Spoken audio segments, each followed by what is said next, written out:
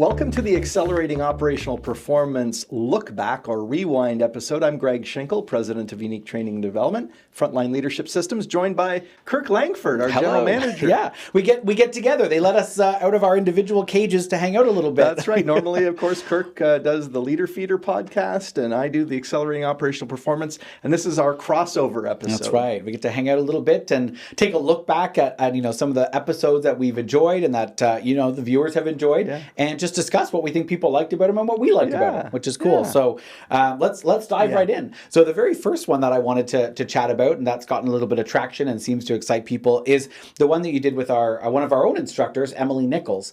And she made a really good point and kind of gave you a bit of an applause there in saying that what's important is that leaders take the work and their job seriously, but not take themselves too seriously. So why don't we check out that clip and then we'll chat about it.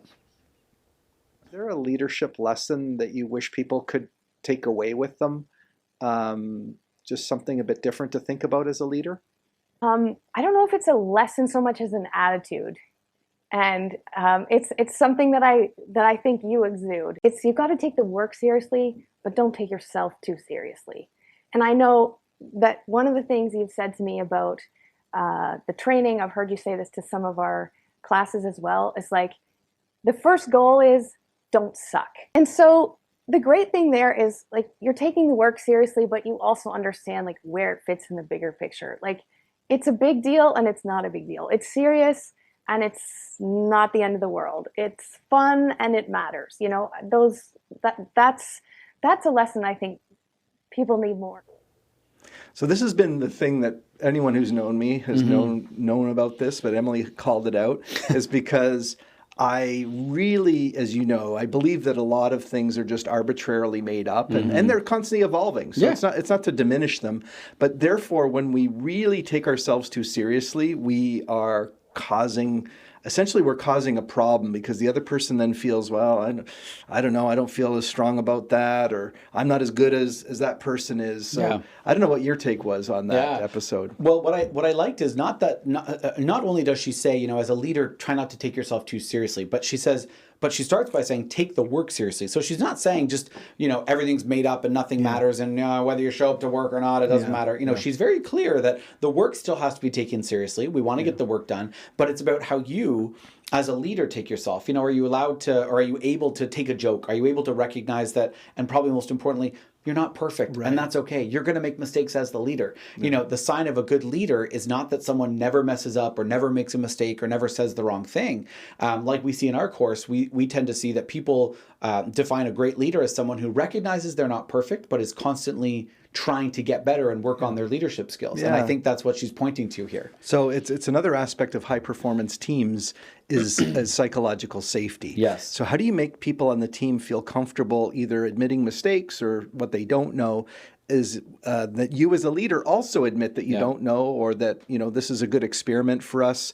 This is something that I'm glad that we attempted. So anyway, I thought it's a good way of, she summarized it really well, which is take the business seriously, but not yourself. And I think maybe a last point there that you mentioned is that it means that leadership doesn't feel so unattainable. Because if you're someone in a front, not a frontline leadership role, but if you're an employee on a team, an individual contributor or operator, if you have this leader who is so perfect and never seems to make a mistake and is always, 100% on the ball all the time, it might feel like, well, if that's how I have to be in order to be a leader myself one day, I'd almost rather not. Right. I'm it's not unachievable. Perfect. So this makes it much more, I think, attainable and realistic, which is great.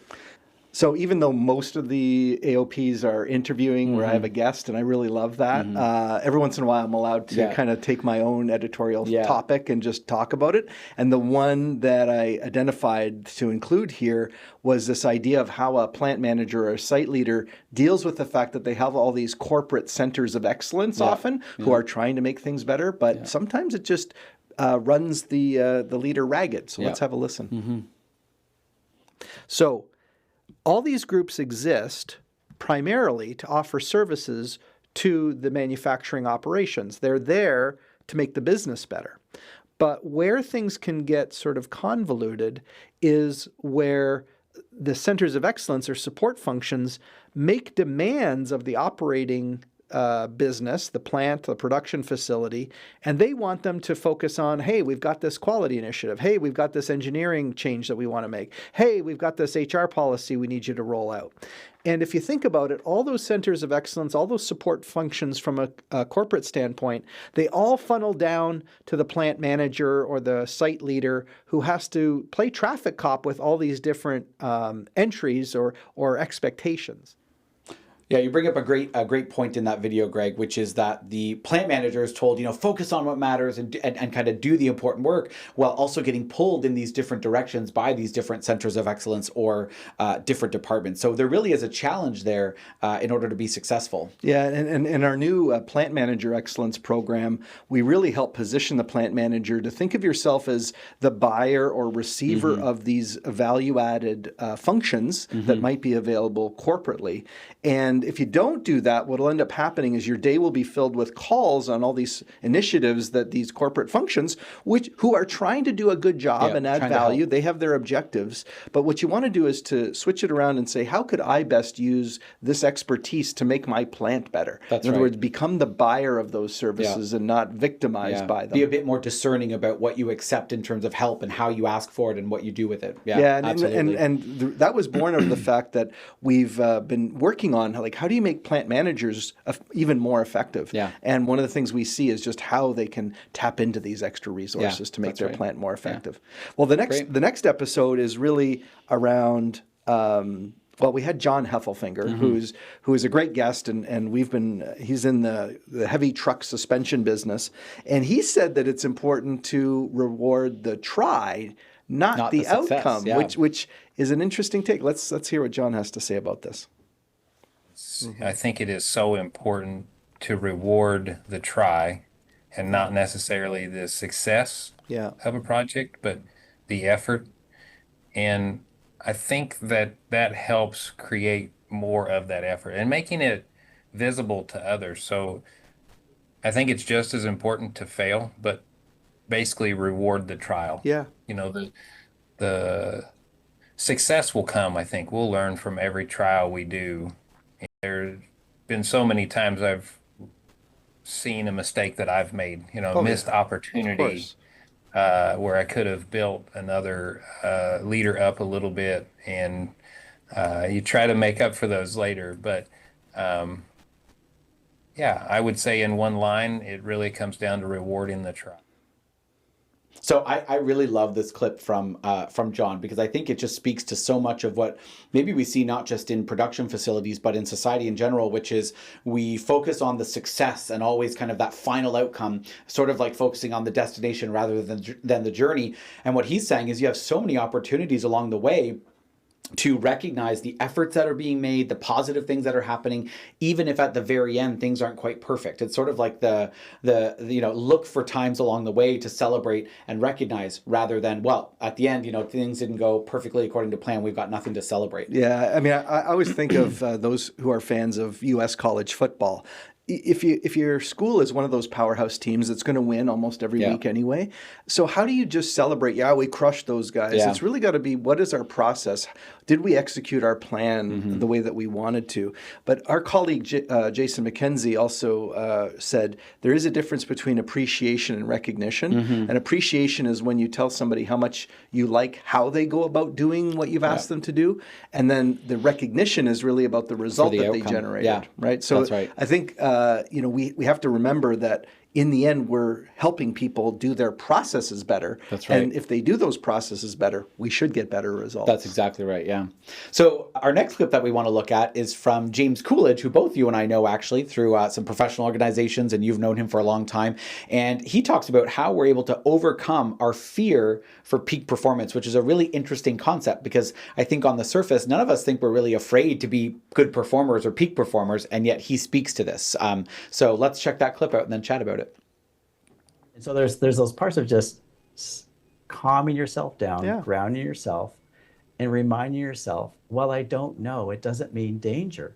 Well, I don't know, it doesn't mean we're in trouble.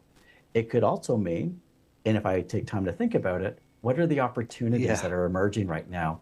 What are the ways that we can maybe scale up? We might have to shift focus, but what else could happen in that space? And how would it actually become even more profitable or more productive for our team, for our communities, or wherever our focus is, when we allow ourselves to shift from the unknown isn't bad. It could actually be really good and a great opportunity to reinvent.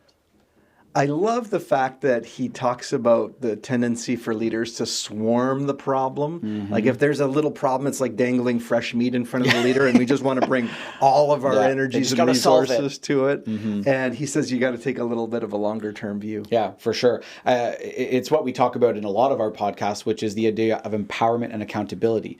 If there's a problem, and like you said, the leader swarms in because it's like fresh meat and just solves the problem, I think it can create a team that becomes reliant or dependent on the leader, because they know that whenever there's a problem, Greg's just going to show up eventually. He'll smell the blood in the water and be here in a second.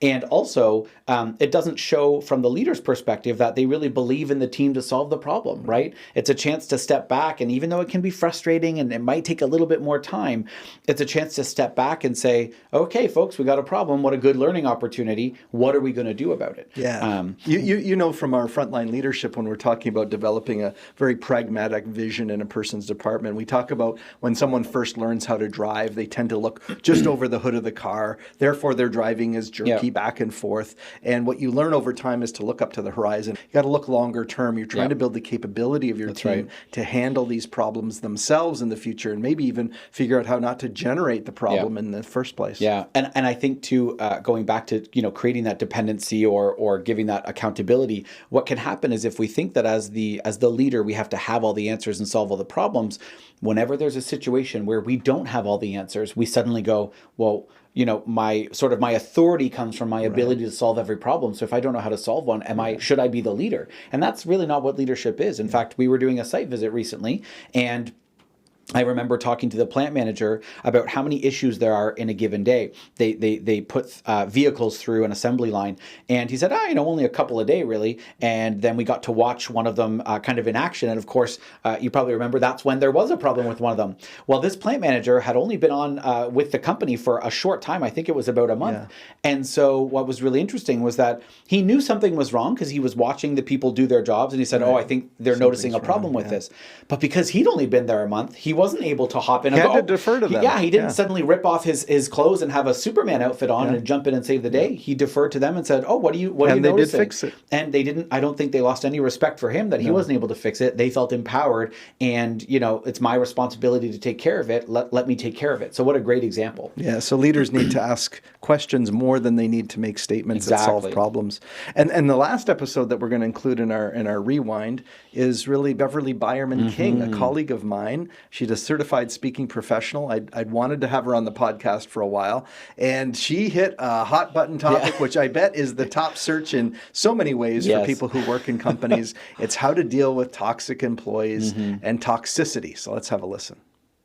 What's your take on toxicity and either what causes it? What do you suggest people do about it? First of all, don't ignore it, because the problem is we actually reinforce it a lot of times, because this person may be a high performer, yet they treat everybody else like crap around them. Your job as a leader is to protect the rest of your team. Yeah. Is to help that team to be engaged. And if something is like a poison within your team, even if it's your top performer on the team, you are better to address it and try to impact it, or to cut it away, than to let it fester and grow and impact everybody else on your team. Yeah, that's... So when I heard Beverly, when I heard this episode and that particular clip, what it made me think of was, I believe it's Reed Hastings, who's, I don't know if he's still the CEO of Netflix. Yeah. But what he talked about, and I think a TED Talk a long time ago, was never hire the star.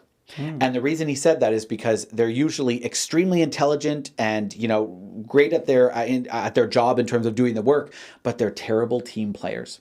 They have a big ego, they're overly confident, and they don't work well in teams. And what he says is all great work nowadays happens in teams. Now, I don't know how much I necessarily agree that all great work happens in teams and never hire a star performer. But I like what he's getting at there. And what I think Beverly's saying is that if you do hire someone that has maybe some of those traits that often a star performer might have, or just a toxic employee in general, you have to deal with it. As the leader, this is where your team does expect you to step in, and you don't just empower your team to deal with a toxic employee. You have to step in and take care of it. I like how she says your job as a leader is actually to protect your team. Yes. And protect it makes it sound like mother hen sort of protecting. But protecting it from this toxicity that because your team looks to you and says, you're the person who can actually do something about this.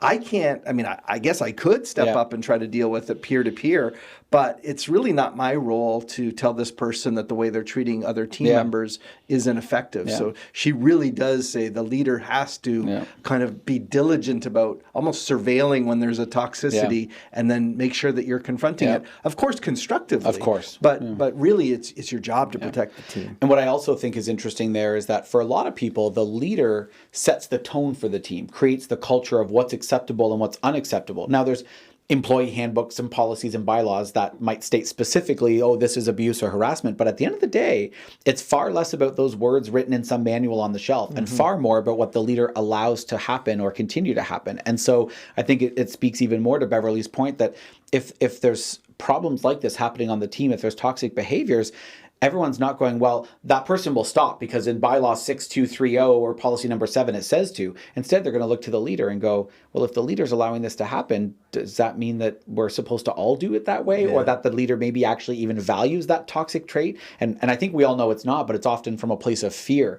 to go, well, what happens if I, if I deal with this, am I going to get a lot of pushback and whatnot? So you got to have the courage to step up to those toxic behaviors. Right, and know that it's not an easy conversation to have, and it's not even a guaranteed outcome, but you have the power to do something, and if you don't, it's negligence. Yeah. And I think one of the neat things that we teach in our course is that we talk about addressing behavior and performance issues, and one of the things most of our instructors say during that time is we're going to teach you this conversation method to make it easier to give that feedback and try to correct the behavior.